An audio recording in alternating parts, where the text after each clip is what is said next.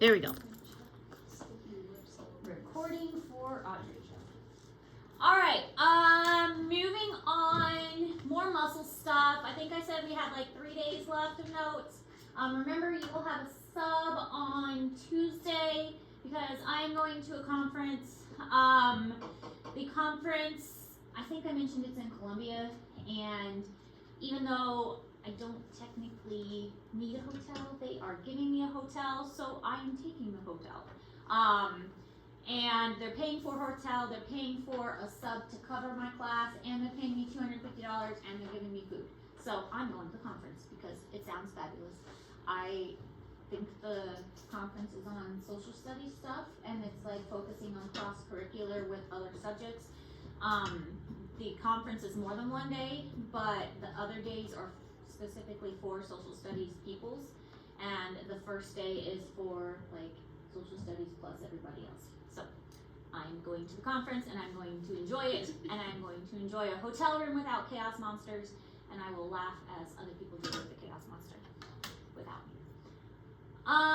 Okay, so we have mentioned mostly skeletal muscles, but we do need to mention how the cardiac and the smooth muscles contract, because yes, skeletal muscles are the main thing, but they are not the only muscles that are there. So how do cardiac and smooth muscles contract? I mean, it's mostly a similar way, especially because cardiac muscles do have the striations, and because they have striations, that means that they also have the sliding filament model and the sarcomere structures. So they share those similar characteristics. They're striated, they have the sarcomere, but they do not, unlike the skeleton, I can't talk today.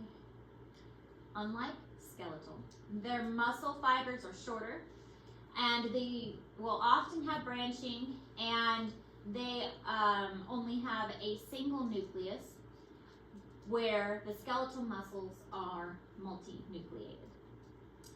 And the smooth muscles are a little bit different as well. With the cardiac and the smooth, they have electrically linked to one another. The intercalated discs are a good example of that. The intercalated discs help to keep channels open so that they communicate really quickly. You do want your heart muscles to talk to one another so the signal travels really fast. And they're also under sympathetic and parasympathetic control, as well as hormone control. So there's a lot going on with your cardiac muscles to allow them to contract the way that they're supposed to.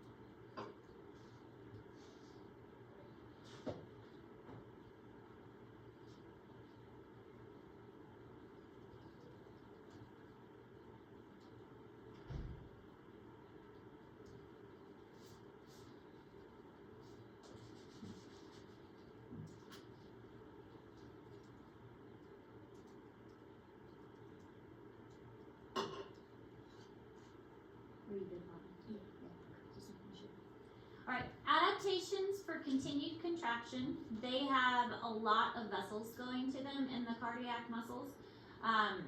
It's very important that they have good vessels or good blood flow. heart attacks are usually caused when the blood flow is disrupted to the heart. If there's some kind of blockage, that's what causes a heart attack to happen. The cardiac muscle begins to die very, very quickly when the blood flow stops getting to them. They usually have a lot of mitochondria, even though there's not as many nuclei present. They do have an increased amount of mitochondria to provide them with energy. They will also have an increase in myoglobin, which is the protein that helps provide oxygen. So if you're not getting the picture here, mitochondria and oxygen and energy is kind of a big deal. The heart muscle, kind of a big deal to make sure it's functioning correctly. All these adaptations to prevent the summation so that it doesn't fully relax between contractions. The heart is kind of in a perpetual state of being contracted a little bit, and if you think about it, the atriums are contracting or the ventricles contracting. They kind of take turns going back and forth, so they're never fully relaxed altogether. And then here we go back to that calcium again. Calcium has played such a significant role in this whole muscle process. An influx of calcium ion from ECF. What does ECF stand for?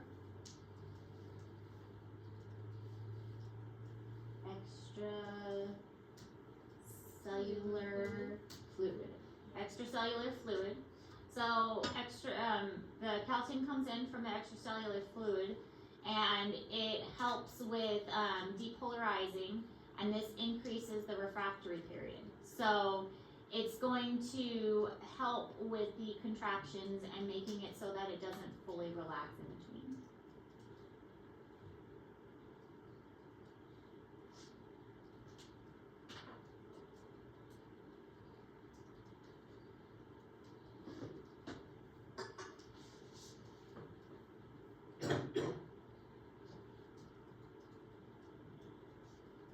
What was that?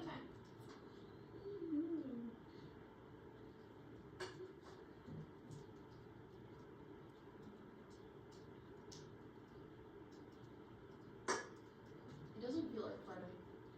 It doesn't. I think it was because it was a 3-day week. You know, 4-day weeks are great, but I think I like 3-day weeks even better. Okay, but like 4 days off is a little too much. No. Yes. No. I don't really get anything done. Get out.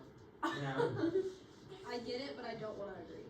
I think I'm with Izzy on this one. I get it, but I don't want to agree. Did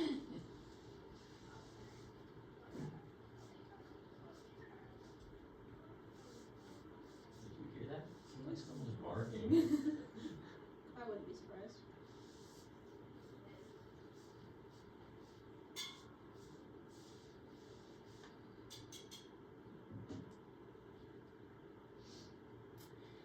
So, smooth muscle operates differently.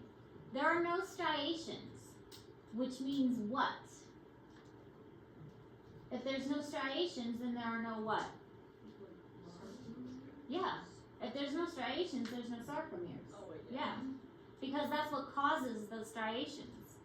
So, no striations, so no sarcomeres. But they do contain thick and thin filaments.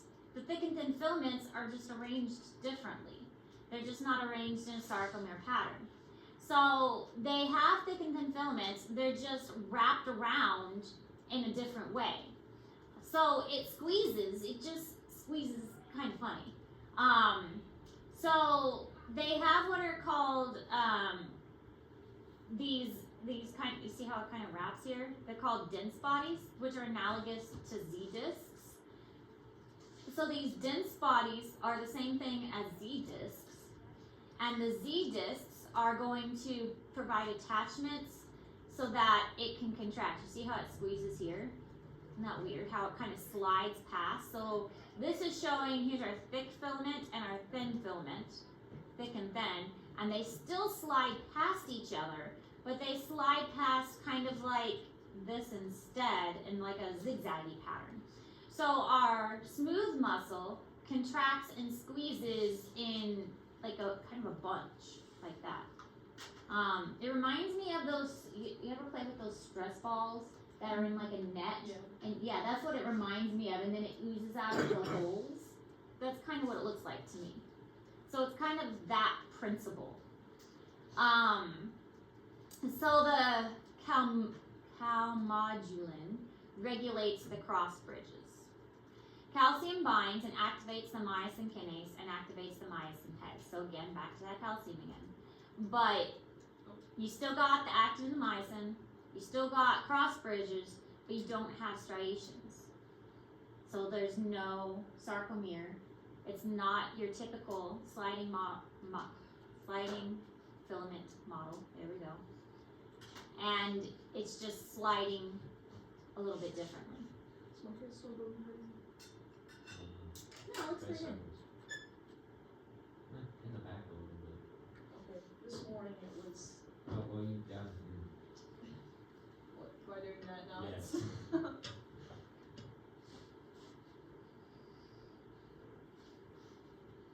So, Just put that back on. I think it looks fine.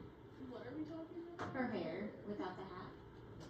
I mean, like, and then said it got worse. I think you're just at that awkward stage of it growing back out. Yeah, but I like showered last night and slept on slightly wet hair, so it does that. But I find it better than when I let it air dry before going to bed, and it's extremely flat. I look like I have a bowl cut.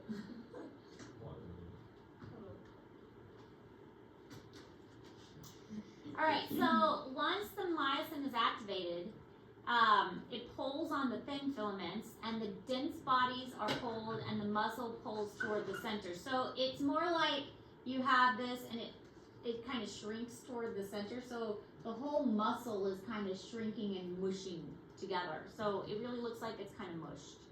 It looks like that.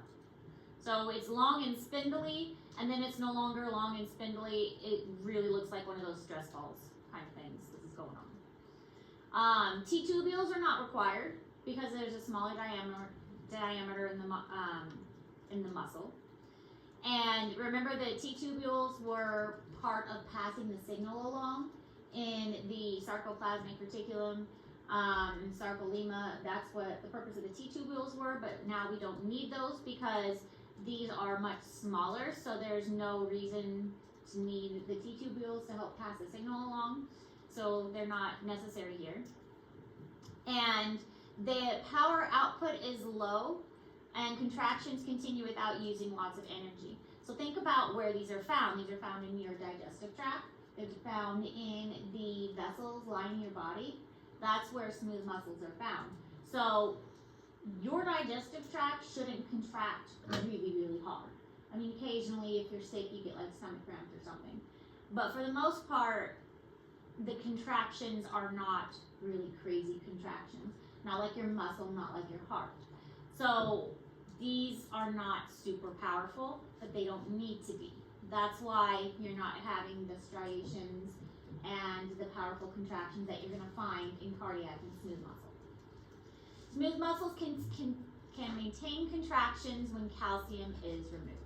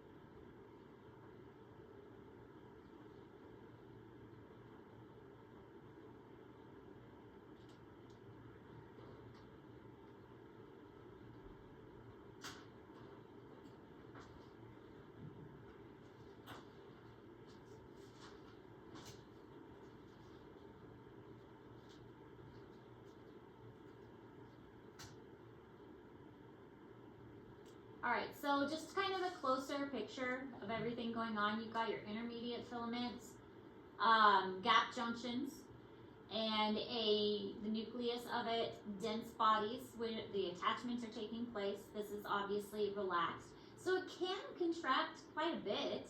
Once the contraction happens and the dense bodies are going to come closer together. Here's our nucleus here in the center. And it's usually going to create, again, think of the peristalsis we've talked about, how the peristalsis is over like the wave-like contractions. It's usually what you're going to get with smooth muscle. So variations in smooth muscle physiology allow for different autonomic tissues to have different characteristics. Vascular smooth muscle, respiratory, digestive, urinary, reproductive, ocular, so in the eye. So these are all places that smooth muscle is found, and there's going to be different purposes. So the vessels are going to constrict when it gets cold. Respiratory is necessary for breathing and the nasal passages and the lungs and the bronchial tubes. Digestive, obviously, to move food along. Urinary, this one's an important one for the bladder. You have that transitional that stretches as you need it. As your bladder expands, it's going to stretch, so that one needs to stretch and then be able to relax. And then reproductive, there's a lot of different reproductive tissue going on there. And then ocular within the eye, the sclera, the rods and the cones, all of that would be smooth muscle as well.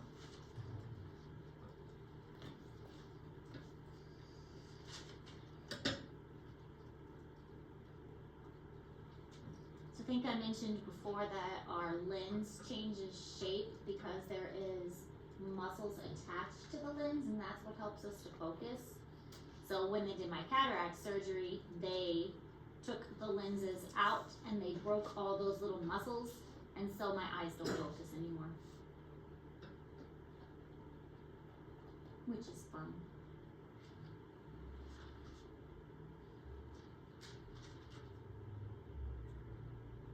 Which is also why when they adjusted my eyes, one eye sees distance and one eye sees close, so I can kind of, between the two, see most things.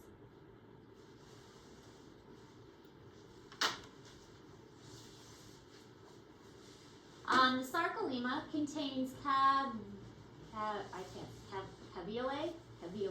Oh, I think that was pretty good. Caveolae, which contain receptors. So these receptors are going to sense when to contract, and they usually sense by a variety of hormones. Remember, the acetylcholine was the major neuroreceptor that signaled muscles to contract. Well, in our digestive tract, for instance, there's going to be multiple things that say, hey, we need to start digesting now. But maybe if it is the vessels, there's going to be different signals for the vessels to contract. But if it is in the respiratory center, then that's going to send a different signal. So the receptors are going to be different depending on which part of the body it is. So these caveolae are going to have different receptors depending on which part of the body it is found in. G proteins are the secondary messenger generators. You're not going to need to know all of those fun words. Adenylyl cyclase, you don't need to know that. I can't even say it, you don't need to know it. And then ion channels, they are allowing those receptors to pass through. Just like we mentioned in diffusion, sometimes ions, well, most of the times, ions can't pass through a membrane, so you have to open up an ion channel to allow those ions to go back and forth through that channel. And then protein kinases, again, anything that ends in ASE is an enzyme. So these are specific enzymes for proteins to allow the muscles to function correctly.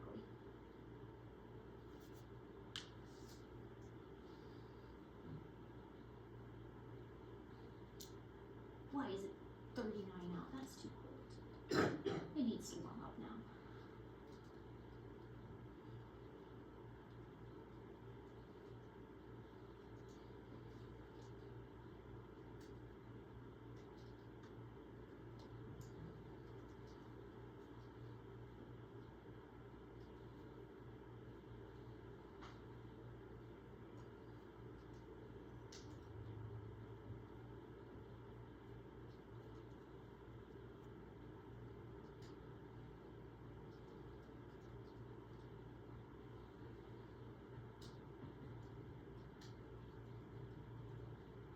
What is peristalsis? I don't know. That is wave-like contractions in the digestive system, also in some other systems that help move things along. I compare it to, like, have you ever eaten like yogurt in a tube? Or, those frozen popsicles that are in a tube? So it's like you're squeezing around and you're going like this. It's moving a liquidy thing through a tube. Also like tube of toothpaste to get the toothpaste Wait, to is up. it like those like contractions that move through? Mhm. Oh, okay. Yeah. I remember. Yeah, so it's squeezing around and then squeezing long. Squeezing around and squeezing long. So, but yeah. Alright, this is the complicated process of the smooth muscle contraction. You are not going to need to know all of the complicated process. As long as you are understanding that the sarcolemma contains calveolae, and that calveolae have receptors that help the ion channels move to signal the different processes. Again, calcium, big deal. And the calveolae, here's a calveolae, it's like a little groove that has a receptor in it. So calveolae has a little groove, has receptors in it. Mostly calcium is the channels that are helping to signal the contraction, and there's our sarcoplasmic reticulum, just like we had in our other muscles. Sarcoplasmic reticulum, very important for muscle contraction. Calcium, very important for muscle contraction. Only now we have calveolae, which are little grooves, another calveolae, little groove, to allow the receptors to go through. Okay? You don't have to understand all the rest of that complicatedness. Extracellular space with extra calcium stores. Alright. However, the contraction itself is controlled by, and this is in Google Classroom, is controlled by acetylcholine, norepinephrine, and nitric oxide. So these different things are going to help control the smooth muscle contraction. Electrical properties and actions vary depending on like depolarization, hyperpolarization, and may contract without a change in membrane potential. So sometimes if it's contracting without a change in membrane potential, that's kind of like a spasm. This results in smooth muscles having many operating parameters and integrates the different responses. So basically, there's a lot that can vary and a lot that can change. If it has a lot of operating parameters, that basically means that there are a lot of different ways that this can work, and there's a lot of different signals that it can receive. Again, just think of your digestive tract. Your digestive tract can operate by being signaled that there's food present in the digestive tract. It can also be operated by enzymes. Your pancreas sends an enzyme that you are low on sugar and that makes you hungry. Or it sends an enzyme that you have too much sugar and that sends a signal to the brain. Your liver sends signals and that tells your digestive tract to start moving food through. There are so many signals that are being sent to your digestive tract to tell it to start moving or to stop moving or to move faster or to slow down. All of that is part of this process. So these operating parameters help to move food or slow it down or move it faster.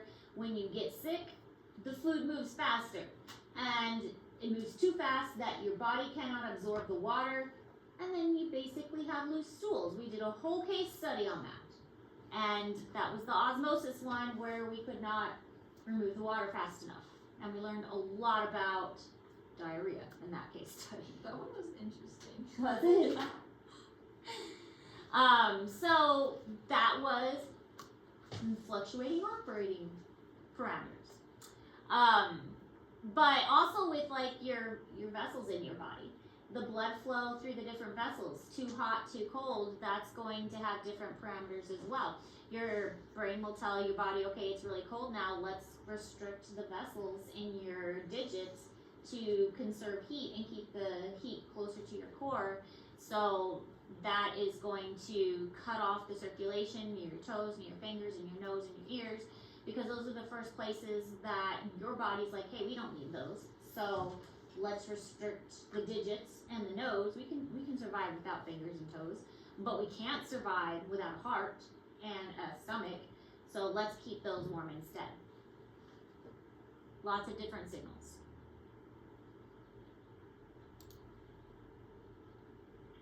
Hello, welcome to my video on smooth muscle contraction and relaxation from the Human Physiology series.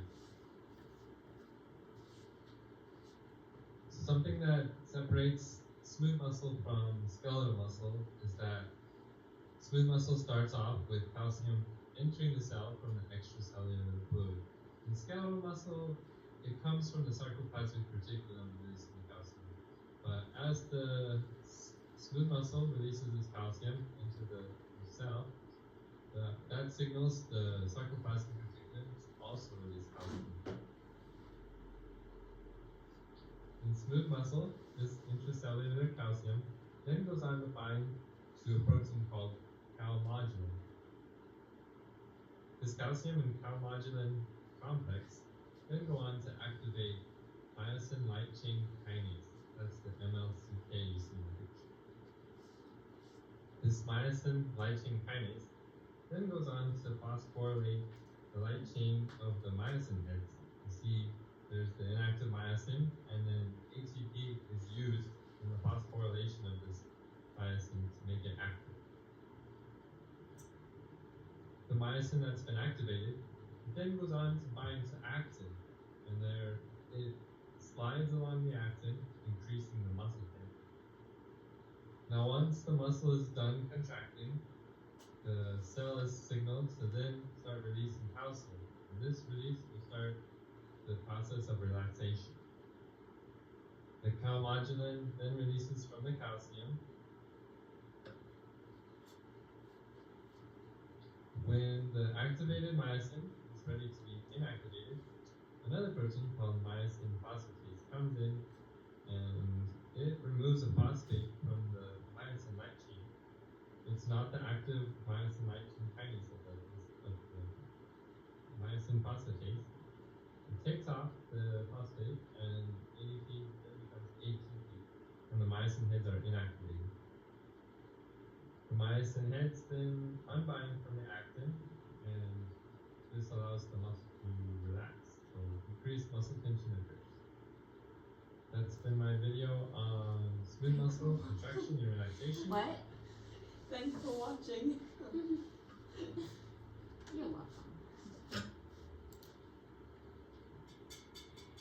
So actin and myosin are longer but still create a contractile force. They're longer but they're kind of like stretched out.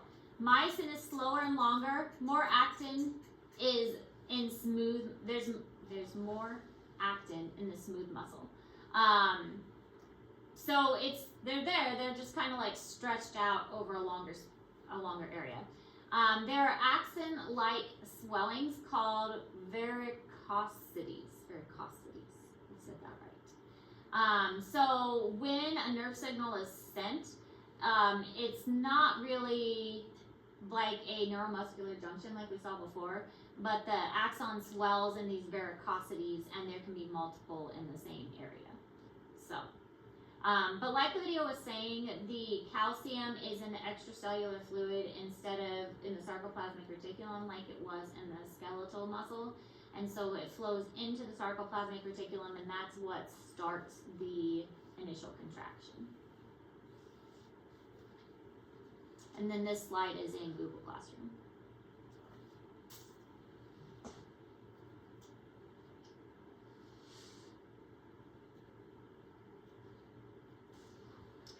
So the neuromuscular junctions are not as organized, and the varicosities are the neurotransmitter filled. They're like these bulges. This is what they look like. These bulges here, the varicosities. And they release the neurotransmitters into the synaptic clefts. So these bulges are going to release into the synaptic clefts. And then they have pace setter cells, which are spontaneously trigger action potential and contractions. So again, you got to remember that these smooth muscles are not controlled by, like, voluntarily controlled. They're involuntary. So that's part of why this isn't a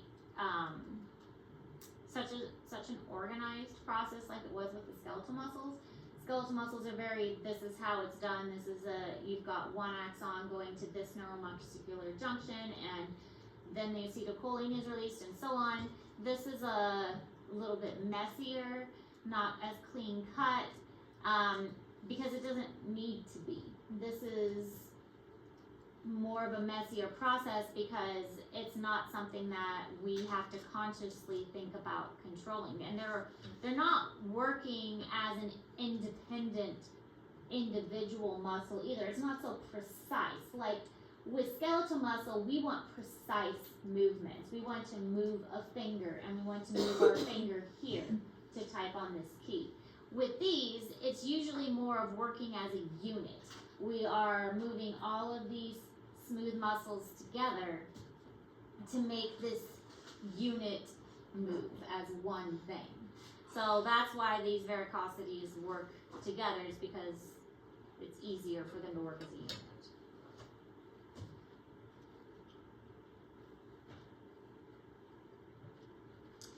So the single unit smooth muscle it's more common.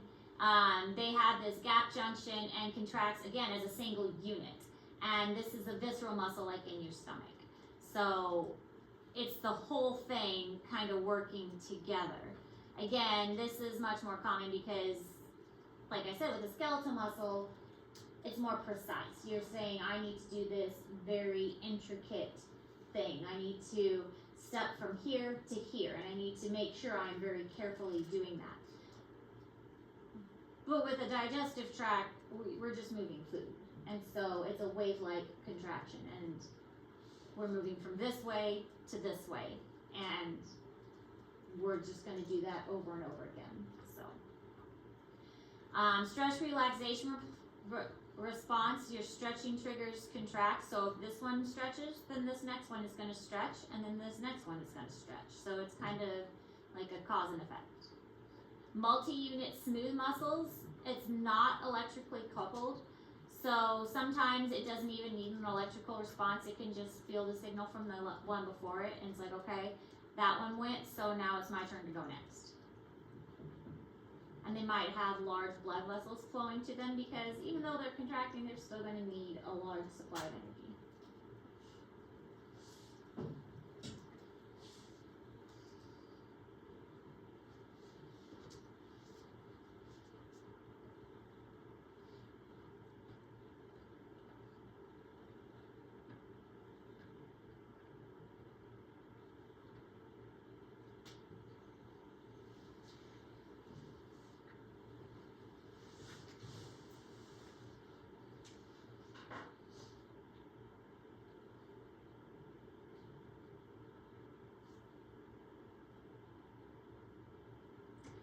So the autonomic spontaneous control, and again, it's because, and here's those vascularities that are along the way. So, varicosities. I said it wrong. Varicosities. The varicosities are the little bumps. And you can see them releasing the neurotransmitters.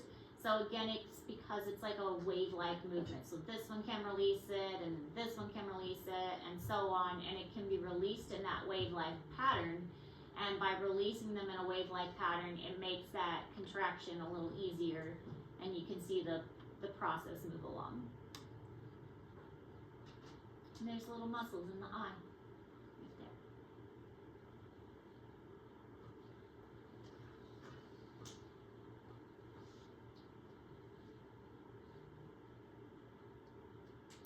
And showing again the different ways that they contract past each other. And thicken the thin filaments, the thicken and the thin.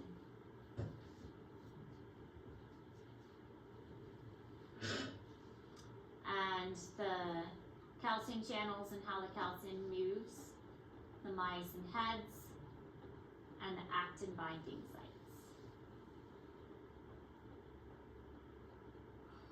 And we're done. Questions? Nope. Okay. Pause the video.